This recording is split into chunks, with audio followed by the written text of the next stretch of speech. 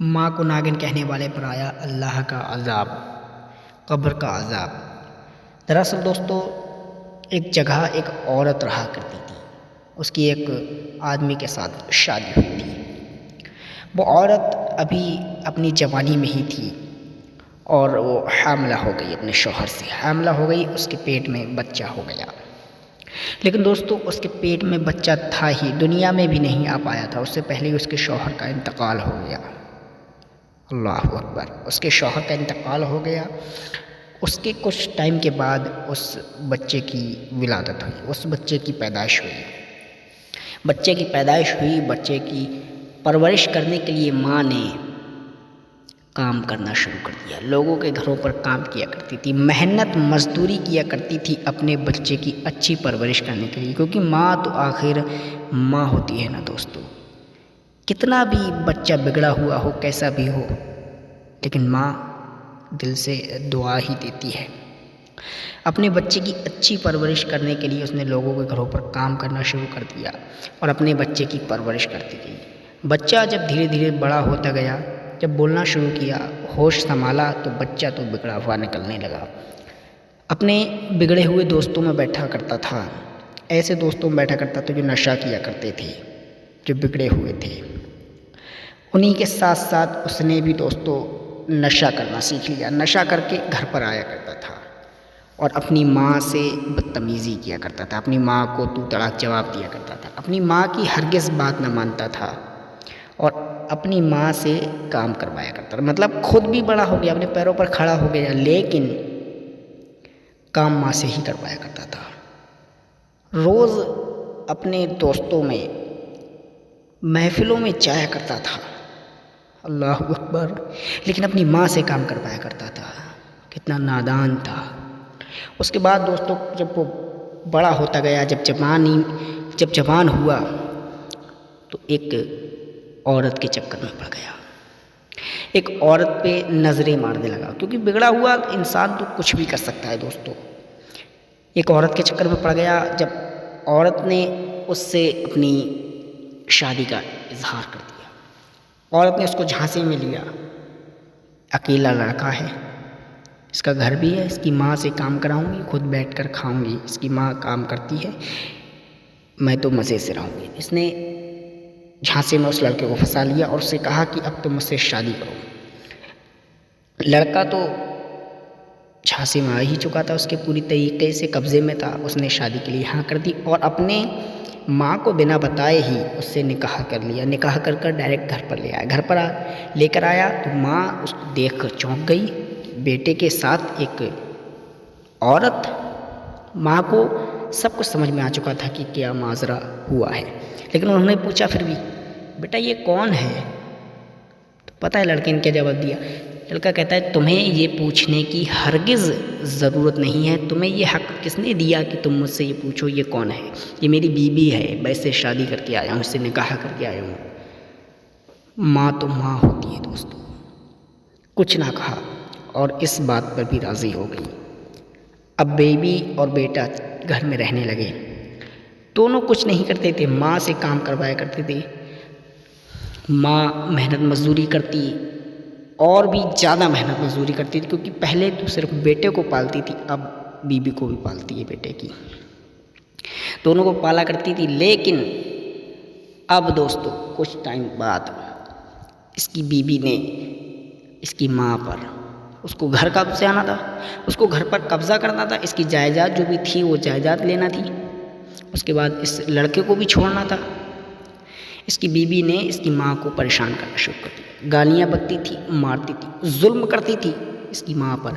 और जब इसकी माँ परेशान होकर अपने बेटे को बताया करती थी कि बेटा तेरी बीबी मुझ पर बिना बात जुल्म किया करती है, मुझको मारती है, पीटती है, बेटा अब तो मैं बूढ़ी हो चुकी हूँ, कुछ कह नहीं सकती, बेटा तू ही कुछ समझा दे। जब माँ अपने बेटे से सिफारिश करती थी तो बेटा भी खुद अपनी माँ को मारता था, और इतना मारता था कि वो अधमरी हो जाया करती थी। अल्लाह अकबर।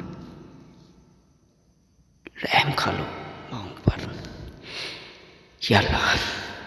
उसके बाद दोस्तों इसकी बीबी जो थी आदमी की, इसने सोचा कि अब इस बुढ़िया को मैं क्यों ना जड़ से ख़त्म ही कर दूँ, यानी कि इस बुढ़िया को मैं मार डालूँ, इस बुढ़िया का मैं मर्डर कर दूँ, कत्ल कर दूँ। तो उसने एक साजिश सोची।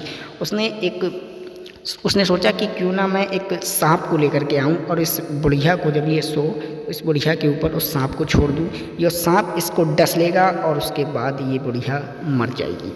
उसने ऐसा ही किया, एक सांप लेकर आई और जब ये औरत सोई, इसके पास पे सांप की पिटोरी रख दी और सांप पिटोरी खोल दी। सांप जैसे ही पिटोरी से बाहर निकला तो बुढ़िया को, उस माँ को ना काटने की बजाय वो उसके कमरे में चला गया जहाँ उसका शौहर सो रहा था और उस शौहर को जा कर के डस लिया।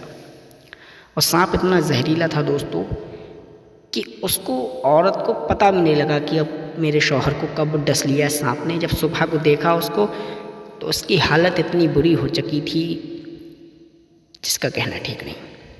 दोस्तों, सांप ने उसको डसा, उसकी वजह से उसकी मौत हो गई। जैसे तैसे उसकी तदफीन की गई, उसको दफन किया गया। दफन करने के कुछ टाइम के बाद इसकी माँ को ये बेटा सपने में दिखाई देता है। लेकिन उससे पहले जब इसको पता लगा, इस औरत को, कि मेरे शौहर को ही काट लिया, ये तो पागल सी हो गई। इसको करना कुछ था और हो कुछ गया अल्लाह की मर्ज़ी से। मारना चाह रही थी अपनी सास को, बुढ़िया को, लेकिन मर गया शौहर। ये उसकी वजह से पागल सी हो गई थी। लेकिन उधर इस माँ को इसका बेटा सपने में दिखाई देता है। तो सपने में क्या होता है कि देखती है कि इसका बेटा जिस कब्र में है वो कब्र चारों तरफ से कांटों से घिरी हुई है और उसके बीच में इस बेटे की कब्र है। और इसकी कब्र में इतनी तेज़ आग जल रही है और उस आग की लपटें आसमान तक जा रही हैं, ज़मीन से आसमान तक। इसने ख्वाब में देखा, माँ ने अपने बेटे को, आसमान तक उस आग की लपटें जा रही और वो दुनियावी आग नहीं थी, वो जहन्नम की आग थी। इसके बेटे पर कब्र का अज़ाब हो रहा था, अल्लाह का अज़ाब हो रहा था, क्योंकि ये अपनी माँ को जुल्म किया करता था, अपनी माँ के ऊपर, अपनी बीबी के कहने पर अपनी माँ को मारा करता था। अल्लाह अकबर। दोस्तों, जब इसकी माँ ने सपने में ये सब नज़ारा देखा, चौंक करके उठ गई, उठकर रोने लगी। फ़ौरन वज़ू किया, वज़ू करके। दोस्तों, माँ का दिल तो देखो कितना नरम होता है, कितना पाक साफ़ होता है। फ़ौरन उठी, उठकर वज़ू किया और अल्लाह के हुज़ूर दुआएं करने लगी। या अल्लाह, या अल्लाह, कितना भी नाफरमान था लेकिन था तो मेरा बेटा, था तो मेरा लाल। या अल्लाह, तू उसे बख्श दे। मेरे मौला, वो मुझ पर कितने भी जुल्म किया करता था लेकिन मैंने कभी उसको दिल से बद्दुआ न दी। या अल्लाह, तू उसको बख्श दे। या अल्लाह, तू उससे अज़ाब कब्र उठा ले। मेरे मौला, तू उससे अज़ाब कब्र उठा ले। गिड़गिड़ा गिड़गिड़ा कर, रो रो कर दुआएं कर रही थी माँ, गिड़गिड़ा गिड़गिड़ा कर दुआएं कर रही थी। लेकिन माँ तो माँ होती है, आखिर बख्शवा ही लेगी अपने बेटे को, क्योंकि माँ तो माँ होती है। जब दुआएं करेगी तो अल्लाह के हुजूर माँ की दुआ रद्द नहीं होती, टाली नहीं जाती है माँ की दुआ। मेरे दोस्तों, लेकिन उस बेटे पर क्या बीतती होगी। कब्र में जाने के बाद लोग सोचते हैं कि काश एक बार और ज़िंदगी मिल जाए, कुछ अच्छे काम कर ले, जो गलतियां, जो गुनाह किए हैं बड़े बड़े, उनकी माफ़ी मांग ले। लेकिन कब्र में जाने के बाद ज़िंदगी नहीं मिलती मेरे दोस्त। ज़िंदगी अभी है, क्योंकि अभी आप ये वीडियो देख रहे हैं, क्योंकि ज़िंदगी अभी है, तो अभी तौबा कर लें। जो बड़े गुनाह किए हैं, छोटे गुनाह किए, गलतियां की हैं, किसी से नाफरमानी की है, अपने माँ की, बाप की नाफरमानियाँ की हैं, तौबा अभी और इसी वक्त कर लें, क्योंकि कब्र में जाने के बाद मौका नहीं मिलता। हर मुर्दा यही सोचता है काश एक बार ज़िंदगी मिल जाए, लेकिन ज़िंदगी नहीं मिलेगी। दोस्तों, अल्लाह ताला से मेरी दुआ है, अल्लाह ताला हमें और आपको इस पर अमल करने की तौफीक अता फ़रमाए और हमें तौबा करने की तौफीक अता फ़रमा दे। आमीन सुम्मा आमीन या रब्बल आलमीन।